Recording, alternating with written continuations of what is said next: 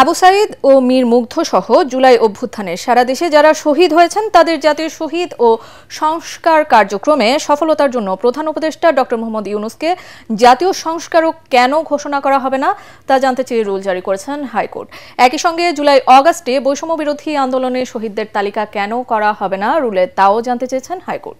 মন্ত্রিপরিষদ সচিব, অর্থ মন্ত্রণালয়ের সচিব, আইন ও বিচার ও সংসদ বিষয়ক মন্ত্রণালয়ের সচিব, জনপ্রশাসন মন্ত্রণালয়ের সচিব ও প্রতিরক্ষা মন্ত্রণালয়ের সচিবকে রুলের জবাব দিতে বলা হয়েছে। এ সংক্রান্ত এক রিটের প্রাথমিক শুনানি নিয়ে আজ হাইকোর্টের বিচারপতি ফাহমিদা কাদের ও বিচারপতি সৈয়দ জাহেদ মনসুরের সমন্বয়ে গঠিত বেঞ্চ এ আদেশ দেন। এর আগে গত 25শে জানুয়ারি এ বিষয়ে পদক্ষেপ চেয়ে সরকারের সংশ্লিষ্টদের প্রতি লিগ্যাল নোটিশ পাঠান ইমদাদুল হক নামের এক ব্যক্তি।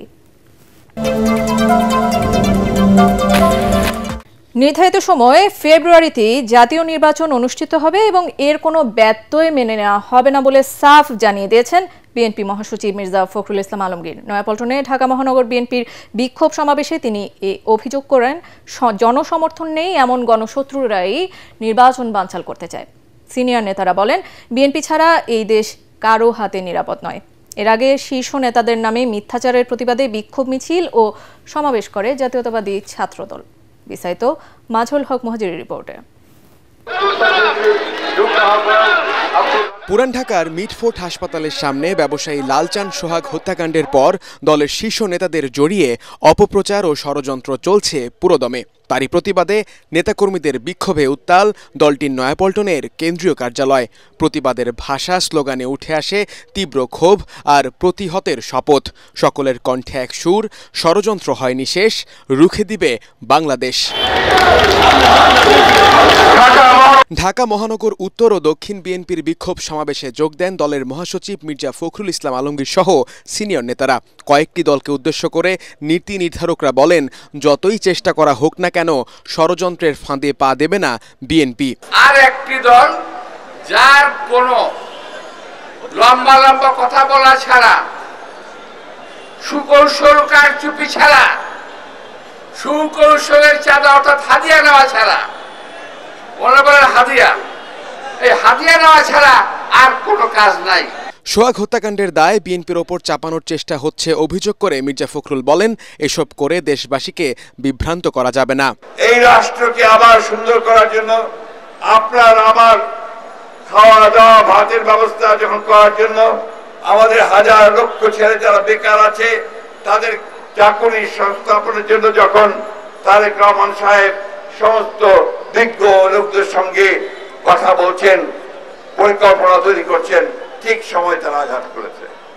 বন্ধুগণ, পরিকল্পনাটা অত্যন্ত ভয়াবহ যে বাংলাদেশে আবার একটা অস্থিতিশীলতা সৃষ্টি করা, অস্থিরতা সৃষ্টি করা, বিভাজনের সৃষ্টি করা, বাংলাদেশকে আবার একটা জায়গায় নিয়ে আসা যেখানে গণতন্ত্র আবার তিরোহিত হবে। বন্ধুগণ, এর আগে কেন্দ্রীয় কার্যালয়ের সামনে বিক্ষোভ করে ছাত্রদলের নেতাকর্মীরা।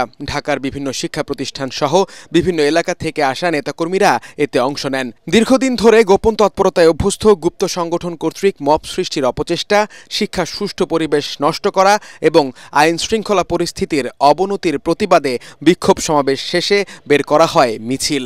নয়াপল্টন থেকে শুরু করে শাহবাগে গিয়ে কর্মসূচি শেষ হয়। মিটফোর্টে সোহাগ হত্যাকাণ্ডের পর থেকেই বিএনপিকে নিয়ে এক ধরনের গভীর ষড়যন্ত্র হচ্ছে বলে অভিযোগ এই ছাত্রদলের নেতাকর্মীদের। পাশাপাশি দলের সিনিয়র নেতারাও বলছেন, দেশের অন্যতম বৃহৎ এই রাজনৈতিক দলকে নিয়ে যারা গণতন্ত্রের পথকে বিনষ্ট করতে চায়, যারা এই দলকে নিয়ে ষড়যন্ত্র করতে চায়, তাদের পরিণতি ভালো হবে না। ব্যবসায়ী সোহাগ হত্যাকাণ্ডকে ইস্যু বানিয়ে বিশৃঙ্খলা সৃষ্টির মাধ্যমে জাতীয় নির্বাচনকে বাধাগ্রস্ত করার ষড়যন্ত্র হচ্ছে বলে অভিযোগ করেছেন বিএনপি মহাসচিব মির্জা ফখরুল ইসলাম আলমগীর। চেয়ারপারসনের গুলশান কার্যালয়ে সংবাদ সম্মেলনে তিনি বলেন, এটিকে ইস্যু করে একটি মহল বিএনপির শীর্ষ নেতাদের চরিত্র হননের দুঃসাহস দেখাচ্ছে। রহস্যজনকভাবে প্রকৃত খুনিদের ধরা হচ্ছে না বলে অভিযোগ করেন মির্জা ফখরুল। রিপোর্ট করছেন মইনুল হাসান। বিসমিল্লাহির রহমানির রহিম। মিটফোর্ডে ব্যবসায়ী লালচাঁদ সোহাগ হত্যাকাণ্ড নিয়ে সরকার ও আইনশৃঙ্খলা বাহিনীর ভূমিকা রহস্যজনক ও নানা প্রশ্নের জন্ম দিয়েছে বলে সংবাদ সম্মেলনে অভিযোগ করেন বিএনপি মহাসচিব। সরাসরি হত্যায় অংশ নেওয়া ঘাতকদের আড়াল করা হচ্ছে বলেও অভিযোগ তার। নৃশংসতার মাধ্যমে এই হত্যাকাণ্ডে সরাসরি অংশগ্রহণকারীদের এ পর্যন্ত গ্রেপ্তার করা দূরে থাক, আইন প্রয়োগকারী সংস্থা এখনও তাদের নাম পরিচয় পর্যন্ত উদ্ঘাটন করতে সক্ষম হয়নি। 9 জুলাইয়ের ঘটনা 11 জুলাই শুক্রবার জুমার নামাজের পর ইন্টারনেটে ছড়ানো শুরু করা হয়েছিল। পুলিশের যে ইনভেস্টিগেশন তার রিপোর্টে কিন্তু বলা হচ্ছে এটা কোনো চাঁদাবাজির ব্যাপার ছিল না, এটা সম্পূর্ণভাবে ব্যবসায়িক ঘটনা থেকে এটা সংঘটিত হয়েছে। হত্যাকাণ্ডের দ্রুত বিচার ও দৃষ্টান্তমূলক শাস্তি দ্রুত কার্যকর করার বিষয়ে আমাদের দলীয় অবস্থান সুদৃঢ়। স্থায়ী কমিটির সদস্যদের উপস্থিতিতে ব্রিফিংয়ে মির্জা ফখরুল বলেন, সোহাগ হত্যার ঘটনায় রাজনৈতিক ফায়দা নিতে একটি মহল বিএনপির শীর্ষ নেতাদের নামে অশ্লীল ও কুরুচিপূর্ণ প্রচারণা চালাচ্ছে।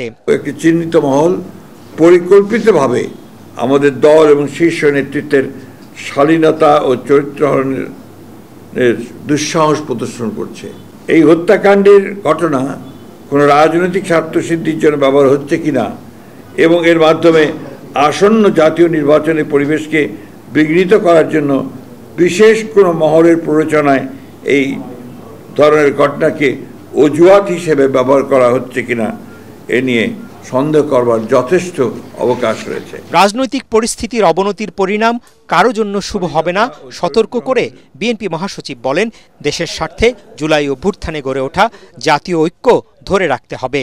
এই বিষয় নিয়ে যারা রাজনৈতিক পরিবেশ নষ্ট এবং জাতীয় নির্বাচনকে বাধাগ্রস্ত অনিশ্চিত করতে চান, প্রকারান্ত ফ্যাসিবাদ উত্থানের পথ যারা সৃষ্টি করতে চান, তাদেরকে চিহ্নিত করা ও প্রতিহত করার প্রত্যয় একই সাথে আমরা উচ্চারণ করতে চাই। লিখিত বক্তব্যে জানানো হয়, দলীয়ভাবে তদন্ত কমিটি গঠন করে সোহাগ হত্যার প্রকৃত কারণ উদ্ঘাটন করে দেশবাসীর সামনে তুলে ধরা হবে। Thank you.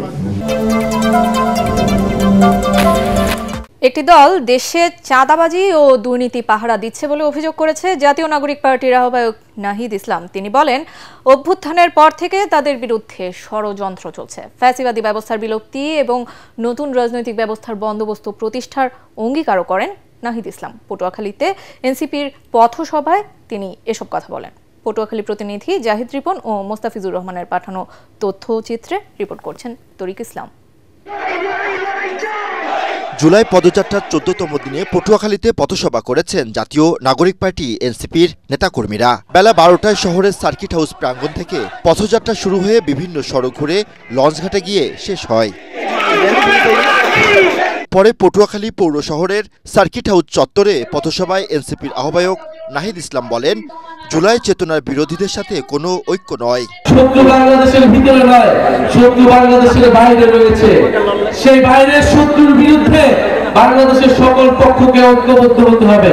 কিন্তু বারবার বাংলাদেশের ভিতরে আমাদের বিরুদ্ধে বিভাজন তৈরি করে রাখা হয়েছে, যাতে আমরা দুর্বল থাকি, যাতে আমাদের বিরুদ্ধে অনৈক্য থাকে। প্রিয় পটুয়াখালীবাসী, আমাদের বিরুদ্ধে ষড়যন্ত্র হচ্ছে। সোশ্যাল মিডিয়া থেকে শুরু করে মিডিয়া নানা ধরনের আমাদের বিরুদ্ধে ষড়যন্ত্র তৈরি করা হচ্ছে, নানা ধরনের মিথ্যা নিউজ তৈরি করা হচ্ছে। অভ্যুত্থানের নেতৃবৃন্দকে দুর্নীতি পরায়ণ হিসেবে আপনাদের সামনে সাব্যস্ত করার চেষ্টা করা হচ্ছে। পথসভায় দক্ষিণ অঞ্চলের মুখ্য সমন্বয়ক হাসনাত আব্দুল্লাহ বলেন, আমাদের পরবর্তী যুদ্ধটা আরো বেশি কঠিন। লড়াইয়ে জিততে সবাইকে এক হওয়ারও আহ্বান জানান হাসনাত আব্দুল্লাহ। আমাদের পরবর্তী যুদ্ধটা আরো বেশি কঠিন। আমরা বলতে চাই, বাধা দিলে বাঁধবেন এবং এই লড়াই আমাদের জিততে হবে।